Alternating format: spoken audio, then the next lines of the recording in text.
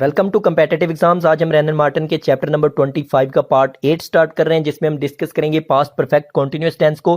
तो सबसे पहले देखते हैं इसका यूज कि ये वाला जो टेंस है ये यूज कहाँ पे होता है, इस्तेमाल कहाँ पे होता है। तो इसका यूज ये है, इसकी पहचान ये है कि एक ऐसा काम जो पास्ट में एक खास पॉइंट से पहले शुरू हुआ हो और उस पॉइंट तक जारी रहा हो। मैं रिपीट कर रहा हूं डेफिनेशन को कि एक ऐसा काम जो माजी में यानी कि पास्ट में एक खास पॉइंट से पहले शुरू हुआ हो और उस पॉइंट तक जारी रहा हो, उस काम को शो करने के लिए हम पास्ट परफेक्ट कॉन्टिन्यूअस टेंस को इस्तेमाल करते हैं। एग्जांपल से इसी बात को मजीद क्लियर करते हैं। पहली एग्जांपल है हमारी, at that time he had been writing a novel for 2 months, कि उस वक्त वो 2 माह से एक नॉवल लिख रहा था। इसकी ट्रांसलेशन अगर हम करें तो वो ये बनती है कि उस वक्त वो 2 माह से एक नॉवल लिख रहा था। तो अब ये जो रेड हाइलाइटेड है, he had been writing a novel for 2 months, ये एक्चुअल में हमारा पास्ट परफेक्ट कॉन्टिन्यूअस टेंस का सेंटेंस है। लेकिन ये एट दैट टाइम क्या है, ये एक सर्टेन पॉइंट है। तो डेफिनेशन में मैंने यही कहा था कि एक सर्टेन पॉइंट यानी कि एक खास पॉइंट से पहले काम शुरू हुआ हो और उस पॉइंट तक जारी रहा हो। तो ये वो वाला खास पॉइंट है, एट दैट टाइम यानी कि उस वक्त। दूसरी एग्जांपल में मजीद इसको क्लियर करते हैं। When mister Mukherjee came to the school in 1995, mister Anand had already been teaching there 5 years, के जब मिस्टर मुखर्जी जो थे वो 1995 में स्कूल आए, उस वक्त मिस्टर आनंद जो थे वो पहले ही 5 साल से पहले पढ़ा रहे थे। इसकी ट्रांसलेशन कुछ इस तरह से बनेगी कि मिस्टर मुखर्जी जब आए 1995 में, तो मिस्टर आनंद जो थे वो उस वक्त 5 साल से पढ़ा रहे थे। तो इसमें पॉइंट जो हमारा है, सर्टेन जो पॉइंट है, खास पॉइंट है, वो कौन सा है? वो ये है कि जब मुखर्जी 1995 में, मिस्टर मुखर्जी 1995 में जब उस स्कूल में आ रहे हैं, वो हमारा पॉइंट है। और उससे पहले एक काम शुरू हुआ था। काम क्या शुरू हुआ था? मिस्टर आनंद ने पढ़ाना शुरू किया था और उसको पढ़ाते हुए कितना अरसा हो गया जी? 5 साल हो गए। तो डेफिनेशन ही हमारी ये है कि एक खास पॉइंट से पहले काम शुरू हुआ और उस वक्त तक जारी रहा हो, उसको शो करने के लिए हम पास्ट परफेक्ट टेंस का कॉन्टिन्यूअस टेंस का इस्तेमाल करेंगे। तो mister Anand had already been teaching there for 5 years, ये जो रेड हाइलाइटेड है ये एक्चुअली में हमारा पास्ट परफेक्ट कॉन्टिन्यूअस टेंस का सेंटेंस है। जबकि ये जो ब्लैक है, व्हेन ब्लैक हाइलाइटेड है, when mister Mukherjee came to the school in 1995, ये सिर्फ हमें टाइम, सर्टेन पॉइंट जो है या खास जो लम्हा है उसके बारे में बता रहा है, उस सिचुएशन के बारे में बता रहा है। ये पास्ट परफेक्ट कॉन्टिन्यूअस टेंस का सेंटेंस नहीं है और ना ही उसका हिस्सा है। ये सिर्फ हमें एक्स्ट्रा इंफॉर्मेशन जो है उस पॉइंट के बारे में दे रहा है। एक्चुअल में red highlighted mister Anand had already been teaching there for 5 years, ये हमारा पास्ट परफेक्ट कॉन्टिन्यूअस टेंस का सेंटेंस है। तो ये आपको पहचान करने के लिए इसकी एक सिंपल सी डेफिनेशन ज़हन में रखनी है। नेक्स्ट अब इसके हम स्ट्रक्चर को देखते हैं कि इसके जो सेंटेंसेज हैं, पॉजिटिव, नेगेटिव और इंट्रोगेटिव, हम कैसे बनाते हैं। तो सबसे पहले हम देखते हैं पॉजिटिव फार्मूला जो है, पॉजिटिव सेंटेंसेज या सिंपल सेंटेंसेज बनाने के लिए फार्मूला हमारे पास क्या है जी? पहला है जी subject plus first auxiliary verb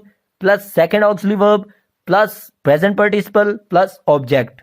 अब यहाँ पे ऑक्सिलरी वर्ब का मतलब हेल्पिंग वर्ब, तो यहाँ पे हमारे पास 2 हेल्पिंग वर्ब्स हैं। कौन कौन से? एक हैड है और दूसरा बीन है। HAD had first helping verb है और सेकंड हेल्पिंग वर्ब हमारा है बीन, BEEN, बीन। तो पास्ट परफेक्ट कॉन्टिन्यूअस टेंस में हमारे पास 2 हेल्पिंग वर्ब्स हैं, हैड, बीन, यानी कि हैड एक और दूसरा बीन। और प्रेजेंट पार्टिसिपल इसमें हमने यूज करना है, यानी कि वर्ब की जिसे आप कह लें चौथी फॉर्म या V1 plus ING, first form में ING का जो इजाफा करते हैं उसको प्रेजेंट पार्टिसिपल बोलते हैं। तो वर्ब की चौथी फॉर्म इस्तेमाल होगी और ऑब्जेक्ट का इजाफा हो गया। तो पहली एग्जांपल से अंडरस्टैंड करते हैं सिंपल सेंटेंस को।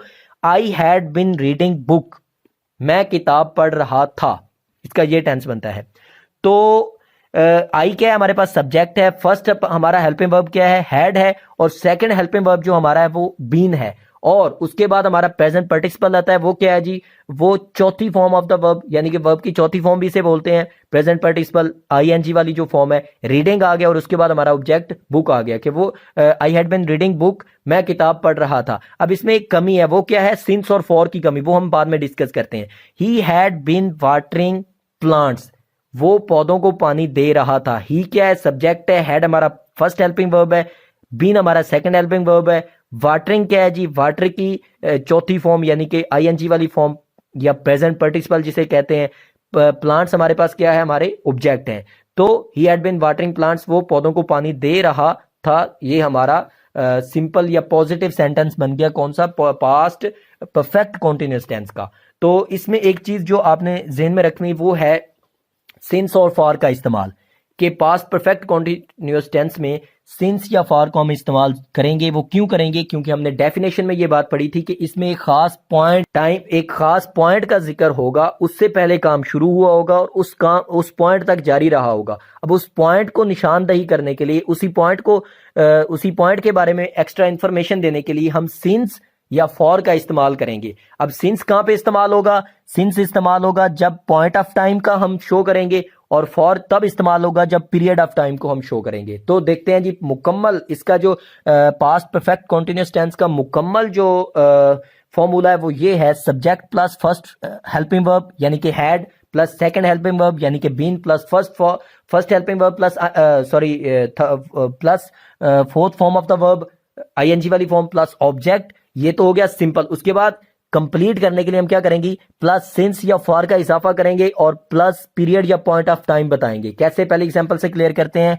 दे had been playing football for an hour.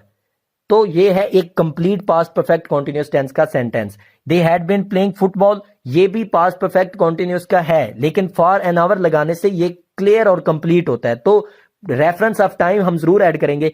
तो दे हमारे पास फर्स्ट सब्जेक्ट आ गया, हैड हमारे पास फर्स्ट हेल्पिंग वर्ब, बीन हमारे पास second helping verb, fourth form of the verb की चौथी फॉर्म प्लेइंग आ गया, ऑब्जेक्ट हमारे पास फुटबॉल है, और फॉर हमने लगाया और साथ में पीरियड या पॉइंट ऑफ टाइम लगाना है, तो यहां पे हमने एन आवर लगा दिया, 1 घंटा।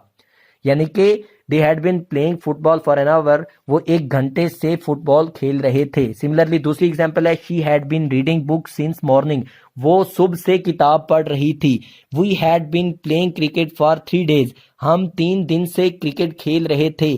चौथी example, I had been winning trophy since 2005, मैं 2005 से ट्रॉफी जीत रहा था। तो ये सब के सब present past perfect continuous tense के सेंटेंसेज हैं, और इसमें सिंस और फॉर का आपने जरूर एडिशन करना है इसको कंप्लीट करने के लिए, और साथ में पॉइंट या पीरियड ऑफ टाइम जरूर आएगा। जब पीरियड ऑफ टाइम हो तो आपने फॉर लगाना है, और पॉइंट ऑफ टाइम हो तो सिंस। पीरियड ऑफ टाइम क्या है? आपको एक क्लियर नंबर, एक एग्जैक्ट टाइम का पता होगा, कि जैसे कि फॉर का हमने 2 सेंटेंसेस में इस्तेमाल किया है। पहला फॉर एन आवर यानी कि 1 घंटा, हमें पता है 1 घंटा एक पीरियड ऑफ टाइम है, और दूसरा 3 डेज 3 दिन, ये भी एक पीरियड ऑफ टाइम है। सिंस मॉर्निंग, सिंस 2005, मॉर्निंग का हमें नहीं पता कि मॉर्निंग किसी की 5 बजे शुरू होती है, किसी की 6 बजे शुरू होती है। तो ये एक एग्जैक्ट जो है पीरियड नहीं है, ये एक रेफरेंस ऑफ टाइम है, ये एक पॉइंट ऑफ टाइम है, इसलिए हमने इसके साथ सिंस लगाना है। सिमिलरली 2005, अब 2005 कहां से शुरू है एग्जैक्ट नहीं हमें पता, तो इसलिए भी हमने सिंस इस्तेमाल कर दिया।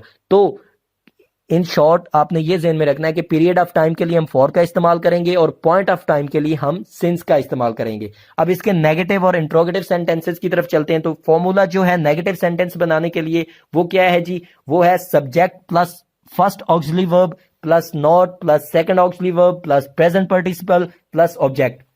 अब ये जो फर्स्ट ऑक्सिलरी वर्ब, पहला helping verb, plus second auxiliary verb, दूसरा हेल्पिंग वर्ब, इसके दरमियान में आपने नॉट को घुसेड़ना है।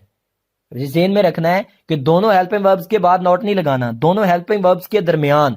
सिंपल जो फॉर्मूला है उसमें यह करना है आपने कि दोनों हेल्पिंग वर्ब्स के दरमियान में नॉट लगाना है, और प्रेजेंट पार्टिसिपल यानी कि वर्ब की चौथी फॉर्म वैसे की वैसे और ऑब्जेक्ट वैसे के वैसे आएगा नेगेटिव सेंटेंसेस बनाने के लिए।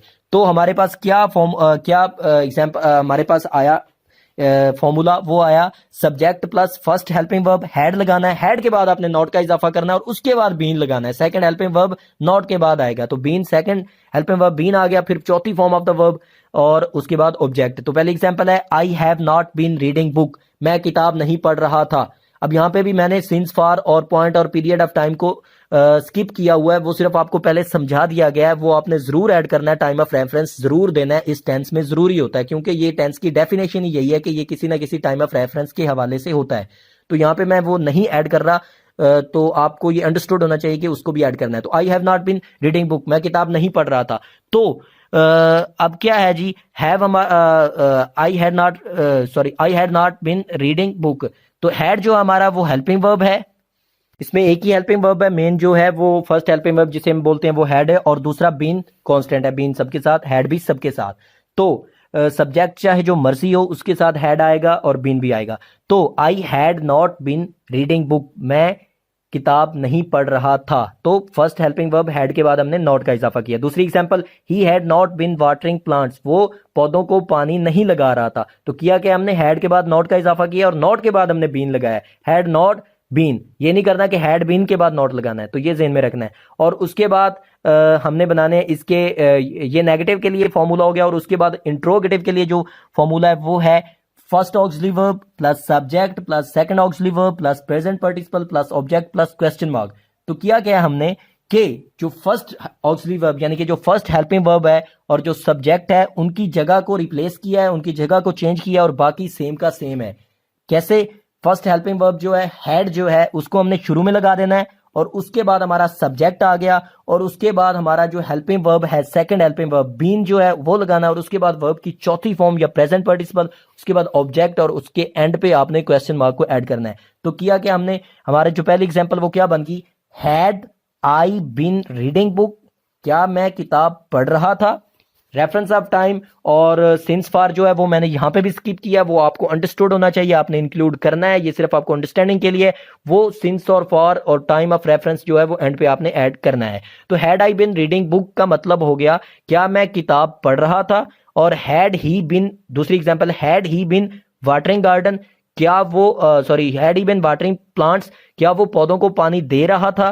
तो इसमें क्वेश्चन आ गया है, सवाल पूछा जा रहा है। तो किया कि हमने सिर्फ हैड को शुरू में लगा दिया, उसके बाद सब्जेक्ट, उसके बाद सेकंड हेल्पिंग वर्ब बीन, उसके बाद fourth form of the verb, और उसके बाद ऑब्जेक्ट के बाद आपने क्वेश्चन मार्क ऐड कर देना। अब ये समझाने के लिए मैंने लिखा है इसलिए क्वेश्चन मार्क यहीं पे ऐड कर दिया है, लेकिन अगर आप सिंस फॉर को ऐड करेंगे, उसके बाद टाइम ऑफ रेफरेंस को ऐड करेंगे और उसके बाद question mark at the end आना है। तो यहाँ पे क्योंकि एंडिंग यही बन रही थी इसलिए at the end question mark को ऐड कर दिया गया। तो क्वेश्चन मार्क जरूरी है सवालिया जुमले के लिए। तो ये आपका सवालिया जुमले के लिए एक सिंपल सा फॉर्मूला आ गया है पास्ट परफेक्ट कॉन्टिन्यूअस टेंस का। तो यहाँ पे पास्ट परफेक्ट कॉन्टिन्यूअस टेंस जो है वो कंप्लीट हो गया।